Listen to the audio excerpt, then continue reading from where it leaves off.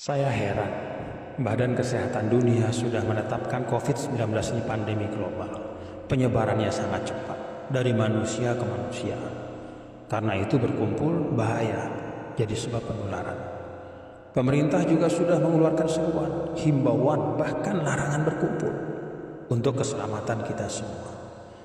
Para ulama dari lembaga-lembaga fatwa di seluruh dunia Islam, Arab Saudi, Mesir, Jordan, Malaysia, Maroko, Yaman, Emirat, Tunisia, Jazair, bahkan kita juga, Majelis Ulama Indonesia, sudah mengeluarkan fatwa.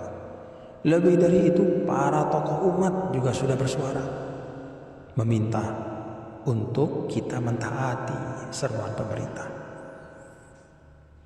Tapi sampai hari ini masih banyak yang tidak mengindahkan dalil-dalil Al-Quran dan hadis yang disampaikan para ulama, mereka abaikan.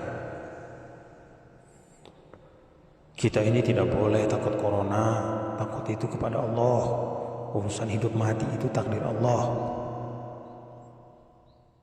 Pak, yang memerintahkan kita untuk menghindarkan mudarat itu Allah dan Rasulullah.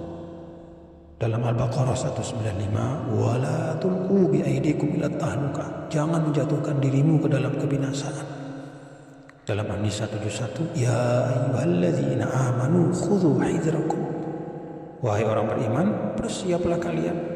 Jadi kalau bertempur itu ambil senjata, pakai pelindung. Karena itu Nabi maju ke medan tempur itu pakai pedang, perisai, baju besi. Beliau pakai mikfar, itu topi baja, untuk melindungi dari musuh. Apakah itu artinya Nabi kurang tawakal, takut kepada manusia, melebihi takut kepada Allah? Kan tidak. Saat hijrah kalau kita lihat, Nabi juga perginya diam-diam, tengah malam, lewat jalan yang tidak biasa, supaya tidak ketahuan orang Quraisy, supaya nggak ketangkap. Apa itu artinya Nabi penakut? Pada saat penyakit menular, kata Nabi, firra minal majzum firaraka minal asad. Hindari orang yang kena penyakit menular seperti engkau menghindari seekor singa. Jadi menghindarkan diri dari kebinasaan, dari penyakit, berikhtiar menghindar dari wabah, itu adalah perintah agama. Ada lagi yang bilang, tapi kan kita wajib makmurkan masjid, sholat berjamaah di masjid. Pak, dulu ya saat hujan deras saja Rasulullah SAW minta panggilan sholat diubah. Shollu fi buyutikum, sholatlah di rumah kalian, nggak usah dulu berjamaah di masjid. Itu karena hujan, khawatir memberatkan, ada lumpur. Apalagi ini wabah yang terbukti di seluruh dunia itu berpuluh-puluh ribu, sebentar lagi ratusan ribu yang sudah meninggal. Ini tidak hanya urusan lumpur, ini bisa membahayakan nyawa. Ada lagi yang masih ngeyel, tapi sholat Jumat kan gak apa-apa, sekali seminggu, itu kan syiar. Pak, sholat Jumat itu juga boleh ditinggalkan karena uzur syar'i.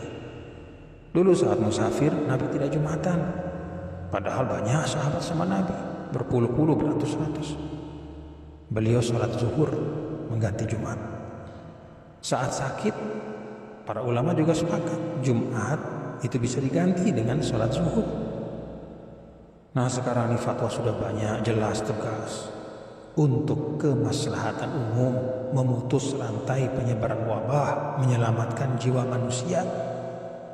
Apalagi penyakit ini kan ada yang disebut asimptomatik, nggak kelihatan gejalanya, padahal dia sudah bawa virus. Karena itu mari kita ikuti fatwa para ulama kita, ikuti seruan pemerintah, dengar pendapat dari para ilmuwan. Saya malah bayangkan ya, ini orang-orang yang berkeras tetap Jumatan, kalau mereka hidup sama Rasul dulu, mungkin Rasul SAW sendiri mereka lawan. Pada waktu musafir misalnya, ikut musafir sama Nabi, Nabi tidak sholat Jumat, mungkin mereka demo, protes sama Nabi. Kalau mereka dulu hijrah sama Nabi, mungkin mereka protes, kok Rasul pergi tengah malam, kok takut sama manusia. Pada saat diminta untuk sholat berjamaah di rumah, mungkin mereka demo juga sama Nabi. Ya Rasulullah, ini kok disuruh sholat di rumah?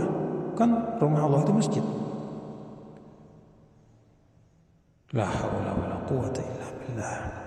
Nah, inilah beragama yang disebut dengan at-tadayyun bil hawa wa laysa bil ilm. Beragamanya itu dengan hawa nafsu, egoisme, bukan dengan ilmu. Perasaannya, anggapannya itu yang dijadikan pedoman, bukan tuntunan Allah dan Rasulnya, bukan arahan para ulama yang merupakan warasatul anbiya, penerus para nabi dan rasul. Saya jadi ingat ayat 103, 104 surah Al-Kahf.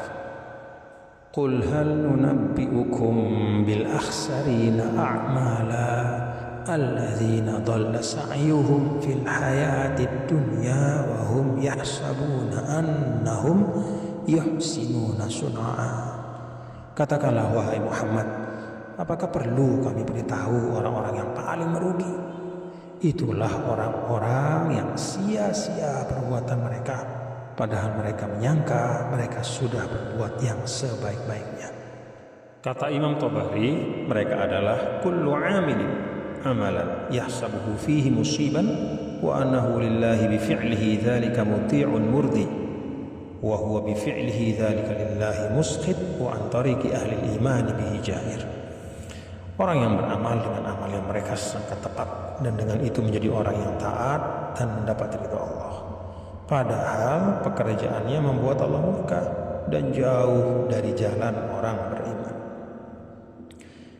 Mari kita taati fatwa para ulama kita, ikuti seruan pemerintah, simak kata para ilmuwan sebagai ikhtiar. Semoga wabah ini segera berlalu dari tengah-tengah kita.